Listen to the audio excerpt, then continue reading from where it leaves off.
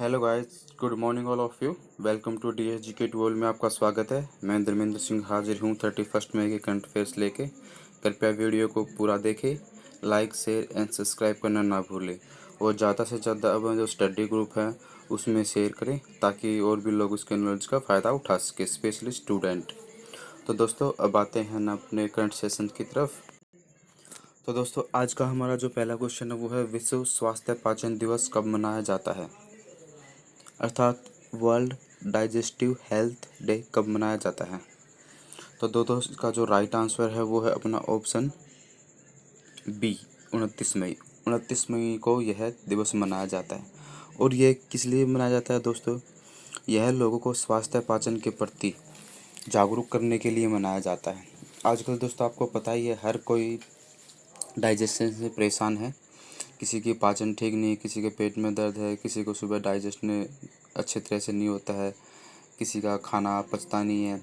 मतलब इस तरह की बीमारियों से आजकल मोस्टली लोग परेशान हैं और उसकी वजह से अन्य बीमारियां भी लग जाती हैं। तो इसलिए लोगों को उसके प्रति जागरूक करने के लिए कि हमें अपना पाचन तंत्र कैसे स्वस्थ रखना चाहिए, उसके प्रति लोगों को जागरूक करने के लिए यह दिन मनाया जाता है। ठीक है दोस्तों। और दोस्तों इसी दिन एक और डे भी मनाया जाता है, वो है संयुक्त राष्ट्र अंतर्राष्ट्रीय शांति सेना दिवस भी मनाया जाता है इसी दिन, अर्थात 29 मई को। और ये किस लिए मनाया जाता है?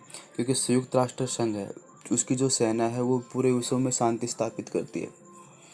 कहाँ कहीं भी कोई दंगा फसाद होता है जो इंटरनेशनल लेवल पे उछलता है, तो उसको क्या कहते हैं, जो ये UN की जो राष्ट्रीय जो सेना होती है उसको वहाँ पे कैप्चर करने के लिए या उसको कंट्रोल करने के लिए वहाँ पे भेजा जाता है। तो ये दिन भी मनाया जाता है, संयुक्त राष्ट्र अंतर्राष्ट्रीय शांति सेवा दिवस। तो 29 मई को अपने ये 2 दिन हैं जो मनाए जाते हैं। अब आते हैं दोस्तों अपने क्वेश्चन नंबर 2 पे। हाल ही में फीफा ने किसके साथ मिलकर सेफ होम अभियान लॉन्च किया है? अब दोस्तों ये फीफा ने किसके साथ मिलकर सेफ होम अभियान लॉन्च किया है? अब दोस्तों आपको लग रहा होगा ये सेफ होम का मतलब जैसे हम स्टे होम है वैसे सेफ होम, तो आपको लग रहा होगा कि ये है कोरोना वायरस से रिलेटेड, बट नहीं, ये कोरोना वायरस से रिलेटेड नहीं है। एक्चुअली ये किस लिए है? ये एक्चुअली जो घरों में हिंसा होती है, डोमेस्टिक वायलेंस होता है, घरेलू हिंसा, उसको घटाना के उसको घटाने के लिए क्या क्या किया जाता है, उस चीज़ को प्रोत्साहन करने के लिए यह दिन मतलब यह चीज़ सेफ होम अभियान इन्होंने लॉन्च किया है। आजकल दोस्तों आपको पता ही है, हर 3 में से एक महिला घरेलू हिंसा की शिकार है। जैसे कोई दहेज के लिए या कोई किसी और तरीके से प्रताड़ित की जा रही है। और अब हर महिला को कभी ना कभी हिंसा का मतलब एक तरीके से हिंसा का शिकार होना पड़ता है। क्योंकि यहाँ पे क्या है, महिलाओं की स्थिति वैसे तो अगर देखा जाए तो महिलाओं के लिए बहुत चीज़ें बहुत अभियान हैं, बहुत लॉ हैं, हर एक चीज़ बनी हुई है, बट अगर प्रैक्टिकली देखा जाए तो वो चीज़ें बहुत कम हैं। वो सिर्फ हमारे कागज़ों में ही है। वैसे अगर प्रैक्टिकली देखते तो बहुत चीज़ कम है। तो उसी को लेके अभी फीफा ने यह एक अभियान चलाया, सेफ होम अभियान। ठीक है दोस्तों। अब आती है दोस्तों अपनी बात है फीफा की। फीफा क्या होता है? ये एक्चुअली फुटबॉल ऑर्गेनाइजेशन है। ये है federation international the football association. जितने भी ऑल ओवर मतलब ऑल ओवर वर्ल्ड में जो फुटबॉल के मैचेस, जो फुटबॉल का विश्व कप होता है, उसको ये फीफा ऑर्गेनाइज कराता है। ठीक है दोस्तों। और इसका जो फॉर्मेशन हुआ था वो था 21 मई 1904 में इसका फॉर्मेशन हुआ था। और इसका जो हेड क्वार्टर वो है जुरिक्स। जुरिक्स कहाँ पे पड़ता है दोस्तों? स्विट्जरलैंड में। ठीक है दोस्तों। और ये इसके जो अध्यक्ष थे वो है जियानी इन्फेंटिनो। ठीक है दोस्तों। और यहाँ के जो इसके जो महासचिव है वो है फातिमा समोरा। तो दोस्तों ये इतना था अपना फीफा के बारे में। अब दोस्तों देखो, दोस्तों कहने को तो हमारे क्वेश्चन 2 होते हैं, बट उससे रिलेटेड जो भी कोई फैक्ट होते हैं वो भी हम आपको बताते हैं। वो इसलिए ताकि आपको उससे रिलेटेड कोई भी चीज़ हो तो आपको याद होनी चाहिए। अब धीरे धीरे आप इस चीज़ को अपनी हैबिट में इंक्लूड करोगे, धीरे धीरे एक चीज़ से रिलेटेड दूसरी चीज़ को कनेक्ट करोगे, तो क्या है, आपको याद करने में भी आसानी रहेगी और आपकी जो कैचिंग पावर वो भी धीरे धीरे इंप्रूव होती रहेगी। धीरे धीरे चीज़ें आपको याद होनी स्टार्ट हो जाएंगी। एक बार स्टार्टिंग में तो ऐसा पॉसिबल नहीं होता है कि धीरे मतलब एक बार में ही आदमी को रट जाएँ कोई चीज़ें, नहीं। लेकिन धीरे धीरे हम किसी चीज़ के हैबिचुअल होते हैं तो धीरे धीरे चीज़ें इंप्रूव होती जाती हैं। अब आते हैं दोस्तों अपने क्वेश्चन नंबर 3 पे। हाल ही में किसे अर्जुन पुरस्कार से सम्मानित किया गया है? तो दोस्तों ये अर्जुन पुरस्कार क्या है? ये खेल के मतलब ये खेल का एक इंडिया का सबसे बड़ा पुरस्कार है। खेल रत्न मतलब खेल खेल के अंदर जो दिया जाता है अर्जुन पुरस्कार है। जैसे नाम से ही पता चल रहा है, वैसे अर्जुन अर्जुन क्या था, एक बहुत बहुत मतलब एक धनुर्धर थे, काफ़ी बहुत फेमस धनुर्धर थे महाभारत के। तो उसी के नाम को लेके इसको ये नाम भी दिया गया है अर्जुन पुरस्कार। तो दोस्तों अब ये किसको ये दिया गया है? ये दिया गया है एक्चुअली दोस्तों, अपना जो ऑप्शन ए है वो है राइट है, मीराबाई चानू। तो ये मीराबाई चानू को यह पुरस्कार से सम्मानित किया गया अभी फ़िलहाल में। वैसे तो काफ़ी लोगों को ये मिल चुका है। और ये मीराबाई चानू किस प्रोफेशन से बिलोंग रखती हैं दोस्तों? ये है एक वेट लिफ्टर है हमारी, ठीक है दोस्तों। और तब इसे ना कुछ टाइम पहले इसे पद्मश्री से भी सम्मानित किया गया था, अर्थात पद्मश्री भी इन्हें मिला हुआ था। अब दोस्तों बात है अर्जुन पुरस्कार की। तो अर्जुन पुरस्कार का जो स्टार्टिंग हुई थी वो कब हुई थी? वो 1961 में इसकी स्टार्टिंग हुई थी। और इसके अंदर क्या क्या दिया जाता है दोस्तों? इसके अंदर दोस्तों 5 लाख कैश प्राइज़ दिया जाता है और एक अर्जुन की कांस्य प्रतिमा दी जाती है और एक पर प्रास्तित पत्र भी दिया जाता है। तो ये चीज़ें का इस अर्जुन पुरस्कार के अंदर दी जाती है, ठीक है दोस्तों। अब आते हैं दोस्तों अपने क्वेश्चन नंबर 4 में। हाल ही में किस राज्य ने अपनी 800 किलोमीटर सड़कों को हर्बल रोड के रूप में विकसित करने की घोषणा की है? तो दोस्तों ये है एक्चुअली हर्बल रोड का दोस्तों आप समझ गए। हर्बल हर्बल का मतलब क्या होता है दोस्तों? जैसे औषधि टाइप से या कोई दवाई वगैरह इस तरह की हर्बल चीज़ें होती है। हर्बल रोड का मतलब होता है रोड के चारों तरफ उस तरह के पेड़ उगाना जो हमारे किसी तरह से जो अपनी इम्यूनिटी पावर को बढ़ाते हैं या किसी चीज़ में दवाई में या वेद जड़ी बूटियों के अंदर जो काम आते हैं वो हर्बल रोड होते हैं। और यह किसने किया है दोस्तों? इसका जो राइट आंसर है वो है यूपी, उत्तर प्रदेश सरकार ने ऐसा किया है। योगी आदित्यनाथ जी की जो सरकार है उन्होंने ऐसा किया है। अब वो क्या करेंगे दोस्तों? वो करेंगे ये कि इसके चारों तरफ जैसे पीपल है, नीम है, सहजना है, ब्राह्मी है, अश्वगंधा है, जेठा फिर है इत्यादि, मतलब जो जो हर्बल चीज़ें होती हैं जो हमारा इम्यूनिटी पावर को स्ट्रॉन्ग बनाती हैं वो चीज़ें उगाएंगे इसके चारों तरफ। न कि ऐसे पेड़ जो हमारे किसी काम के नहीं होते, सिर्फ छाँव देते हैं। अभी ये क्या है, ये चीज़ें क्या है, हमें औषधियों के रूप में भी हम इसका प्रयोग कर पाएंगे बाद में जब ये बड़े हो जाएंगे या धीरे धीरे देखते हैं। अब दोस्तों बात है यूपी की, तो थोड़ा यूपी के बारे में जाते हैं। यूपी की जो कैपिटल वो है लखनऊ। लखनऊ कौन सी नदी के किनारे है दोस्तों? ये है गोमती नदी के किनारे। दोस्तों जब भी हम किसी कैपिटल या कोई चीज़ जो फेमस चीज़ है उसको याद करते हैं तो हमें पता होना चाहिए उसके साथ में कौन सा ट्रेडमार्क है जिसके तरीके से हम याद रखें। अब जैसे ये है लखनऊ है वो गोमती नदी के किनारे है। जैसे कोलकाता है वेस्ट बंगाल की जो कैपिटल है कोलकाता, वो हुबली नदी के किनारे है। ऐसी हर चीज़ मतलब हमें एक क्या है कि एक दूसरे से रिकनेक्ट करके उनको याद करना चाहिए। उससे क्या रहता है वो आगे लॉन्ग टर्म के लिए हमारे माइंड में टिकी रहती है। और यहाँ के जो चीफ मिनिस्टर वो तो पता ही है, Yogi Adityanath, just like as a Vin Diesel, उसी की तरह है बिल्कुल एकदम। जो भी फैसले लेते हैं एकदम स्टिक्स लेते हैं ऑन द स्पॉट, ना किसी से ज़्यादा डरना ना और कुछ करना। I like this person. और यहाँ के जो गवर्नर है वो है आनंदीबेन पटेल। यहाँ की जो लोकसभा सीटें हैं 80, राज्यसभा सीटें हैं 31 और यहाँ की जो विधानसभा सीटें हैं 403। दोस्तों क्षेत्र पॉपुलेशन के हिसाब से यूपी इंडिया का सबसे बड़ा स्टेट है और यहाँ पे ही सबसे ज़्यादा लोकसभा, राज्यसभा और विधानसभा भी सीटें यहीं पे सबसे ज़्यादा हैं। अब दोस्तों आते हैं यूपी पे। अभी यूपी ने दोस्तों कुछ टाइम पहले ही जियो टैग कम्युनिटी किचन का करने वाला ये पहला जाता है। ये किसके साथ मिलके किया? गूगल के साथ इन्होंने मिलकर इसकी शुरुआत की थी। एक वर्चुअल अदालतों के जरिए सुनवाई करने वाला यह इंडिया का पहला राज्य है। अर्थात अब आपको पता है कोरोना के कारण में कोई भी जैसे कोर्ट वोर्ट सब बंद है तो उसमें क्या है वर्चुअल, अब वर्चुअल कोर्ट लगता है। मतलब बाय वीडियो कॉन्फ्रेंसिंग के थ्रू कोर्ट की सुनवाई होती है और वहीं से फैसला भी दिया जाता है। ऐसा करने वाला ये इंडिया का पहला राज्य बना है। अभी कुछ टाइम पहले इन्होंने प्रवासी राहत मित्र भी ऐप्स किया था, जिसमें जो भी प्रवासी मजदूर है उनको खाना पीना और रोजगार की सुविधा भी प्रोवाइड करता है। एक आरोग्य सेतु ऐप्स है वो अनिवार्य कर दी है, अर्थात यूपी में जितने भी लोग हैं उनके फ़ोन में, सभी के फ़ोनों में आरोग्य सेतु ऐप्स अनिवार्य कर दिया गया है। उनके फ़ोनों में ये ऐप्स होगी होगी।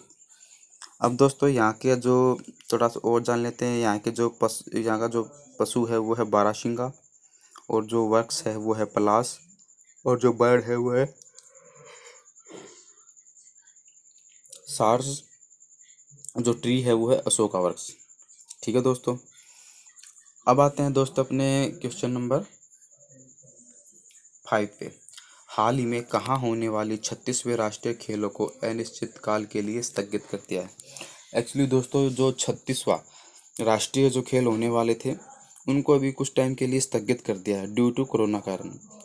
कोविड-19 के कोरोना के कारण आपको पता ही है अब कुछ भी हो नहीं रहा है, सब कुछ बिल्कुल ठप पड़ा है। तो उसको देखते हुए अभी क्या क्या है, इसको कुछ टाइम के लिए स्थगित कर दिया है। अब पता नहीं ये 21 में होंगे या 22 में होंगे, अभी मतलब अनिश्चित है, कुछ कह नहीं सकते। अब दोस्तों ये किया किसने है? तो इसका दोस्तों जो राइट आंसर है वो है बी, गोवा। गोवा सरकार ने ये ऐसा भी किया है।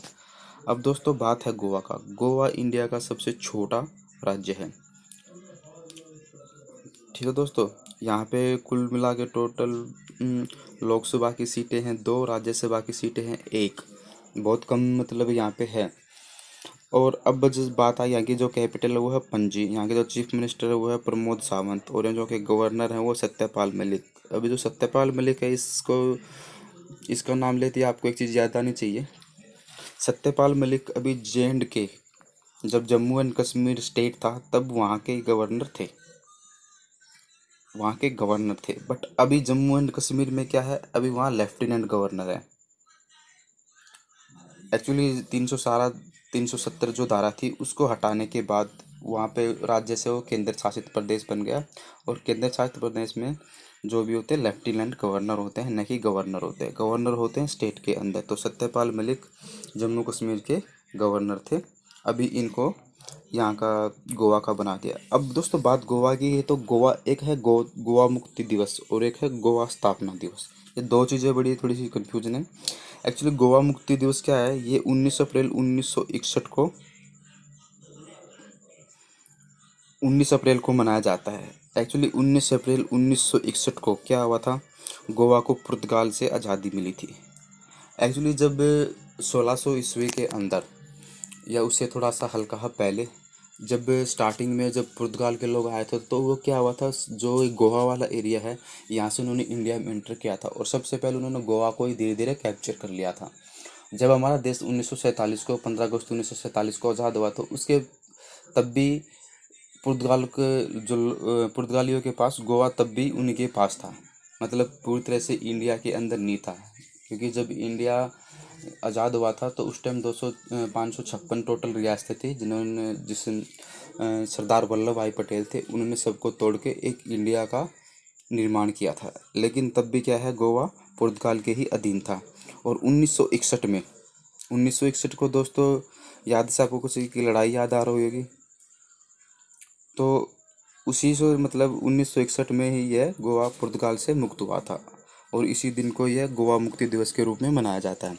और गोवा स्थापना दिवस कब मनाया जाता है, यह मनाया जाता है 30 मई को, यानी कि अपना 30 मई को यह गोवा स्थापना दिवस मनाया जाता है। ठीक है दोस्तों, अब आते हैं दोस्तों अपने क्वेश्चन नंबर 6 पे। हाल ही में विप्रो ने अपना नया MD CEO किसे नियुक्त किया गया है। दोस्तों अभी ये जो विप्रो है इसने भी अपना MD और CEO किसे नियुक्त किया है, तो दोस्तों इसका जो अपना राइट आंसर है वो है ऑप्शन ए, थियरी डेलापोर्ट। इसको इन्होंने अभी अपना MD एंड CEO नियुक्त किया है। अब दोस्तों इन्होंने किसका स्थान लिया है, इससे पहले थे आदिवाली निमचावाला, यह यहाँ के MD और CEO थे, अब इन्होंने इसको बना दिया है। अब दोस्तों बात है विप्रो की, विप्रो कंपनी की। तो इसकी स्थापना हुई थी 19 दिसंबर 1945 को, और इसका हेडक्वार्टर कहाँ है, बेंगलोर में। ठीक है दोस्तों। और यह बेंगलोर कहाँ है, ये बृहस्पति नदी के किनारे बसा हुआ है। और इसके जो फाउंडर है वो कौन थे, अजीम प्रेम जी। ठीक है दोस्तों, इतना तो हो गया हमारे अब विप्रो के बारे में। अब दोस्तों आते हैं अपना क्वेश्चन नंबर 7 पे। हाल ही में आईओसी ने किसे भारतीय ओलंपिक चैनल कमीशन का मेंबर बनाया। अब दोस्तों ये आईओसी है, आप दोस्तों इसे इंडियन ऑयल कॉरपोरेशन मत समझ लेना। ये आईओसी है, इंटरनेशनल ओलंपिक कमेटी, इसको आईओसी बोलते हैं। इसने क्या किया है, अभी जो ओलंपिक चैनल का कमीशन है उसमें अभी एक सदस्य को इसका सदस्य बनाया गया है। और ये किसको बनाया गया है, तो दोस्तों इसका जो राइट आंसर वो है अपना ऑप्शन ए, नरेंद्र बत्रा। नरेंद्र बत्रा जी को अभी आईओसी ने ओलंपिक चैनल कमीशन का मेंबर बना दिया है। ठीक है दोस्तों। अब दोस्तों इसका जो हेडक्वार्टर है ये कहाँ है, आईओसी का हेडक्वार्टर है ये है लुसॉन। लुसॉन कहाँ है, ये स्विट्जरलैंड के अंदर है।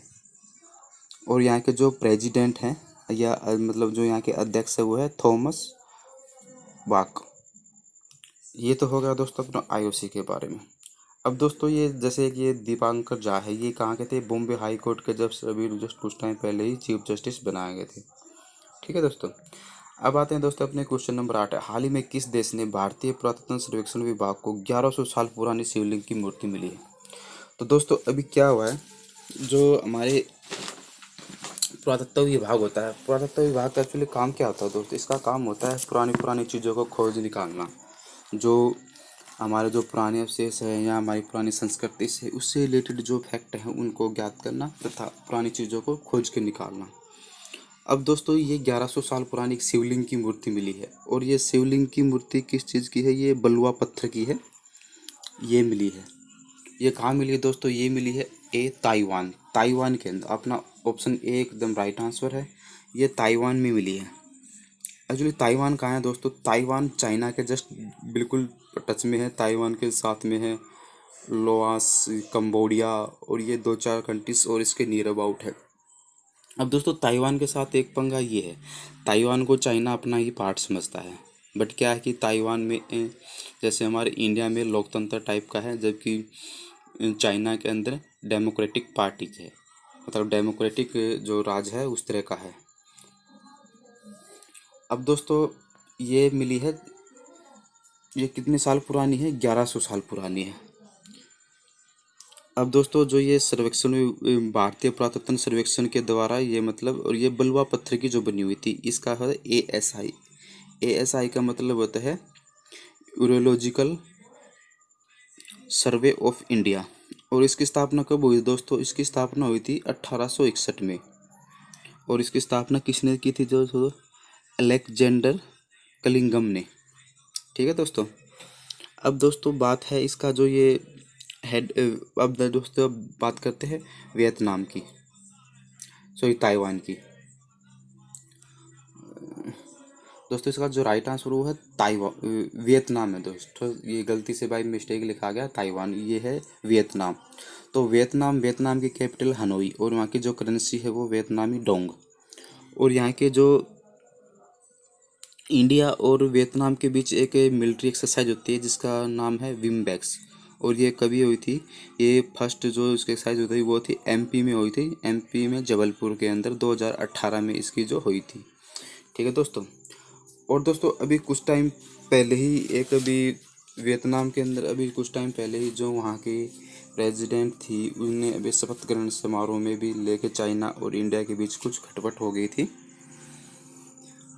अब आते हैं दोस्तों अपने क्वेश्चन नंबर 9 पे। हाल ही में राजनीतिज्ञ अजीत जोगी का निधन हो गया, वह किस राज्य के पहले मुख्यमंत्री थे। ये अजीत जोगी एक्चुअली दोस्तों ये पहले मुख्यमंत्री थे कहाँ के, इसका जो राइट आंसर है दोस्तों वो ऑप्शन ए छत्तीसगढ़। छत्तीसगढ़ के ये पहले चीफ मिनिस्टर बने थे अजीत जोगी। और ये कब हुआ था दोस्तों, एक्चुअली ये अजीत जोगी है, ये इसका जो एक्चुअली छत्तीसगढ़ पहले कहाँ का था, एक्चुअली छत्तीसगढ़ दोस्तों पहले मध्य प्रदेश का ही पार्ट था। तो 1 नवंबर 2000 को 2002 को यह इससे छत्तीसगढ़ भोपाल मतलब एमपी से अलग होकर छत्तीसगढ़ एक नया राज्य बन गया था। इसकी कैपिटल क्या है? Raipur. Total number of district है 27। यहाँ के जो गवर्नर है वो है अनसुइया उइके और यहाँ के जो चीफ मिनिस्टर हुआ है भूपेश बघेल। यहाँ की लोकसभा सीटें हैं 11, राज्यसभा 5, विधानसभा 90 है। ठीक है दोस्तों। और दोस्तों ये पहले जो 2000 मतलब 2002 के अंदर ये पहले मुख्यमंत्री थे। जब ये स्टेट बना था तो उसके जो पहले मुख्यमंत्री थे ये अजीत जोगी, इनका भी हाल ही में निधन हो गया है। इसलिए यह बहुत ज़्यादा हमारे मतलब एक एग्ज़ाम के पॉइंट ऑफ व्यू से ये इम्पोर्टेंट है। अब आते हैं दोस्तों अपने क्वेश्चन नंबर 10 पे। यह है दोस्तों पुटियस सेक्टस नामक एक नई मीठे पानी की मछली किस राज्य में पाई गई है? तो दोस्तों ये एक मीठे पानी में एक मछली है। ये एक नई प्रजाति की मछली पाई गई है। जो दोस्तों इस तरह की जो नई चीज़ें होती हैं वो हमारे एग्ज़ाम पॉइंट ऑफ व्यू से बड़ी इंपॉर्टेंट होती हैं। वैसे आने का तो चांस बहुत कम होता है, बट फिर भी हमें याद होनी चाहिए कि क्या क्या चीज़ें नई आई हैं या किस किस प्रजाति की नई खोज हुई है। और दोस्तों ये कहाँ हुई है? ये अपना ऑप्शन ए तमिलनाडु के अंदर इसकी खोज की गई है। अब दोस्तों बात है तमिलनाडु की कैपिटल क्या है? चेन्नई। और इसका फॉर्मेशन भी क्या होता है? 1 नवंबर 1956 को यह बना था। और यहाँ के जो चीफ मिनिस्टर वो है E.K.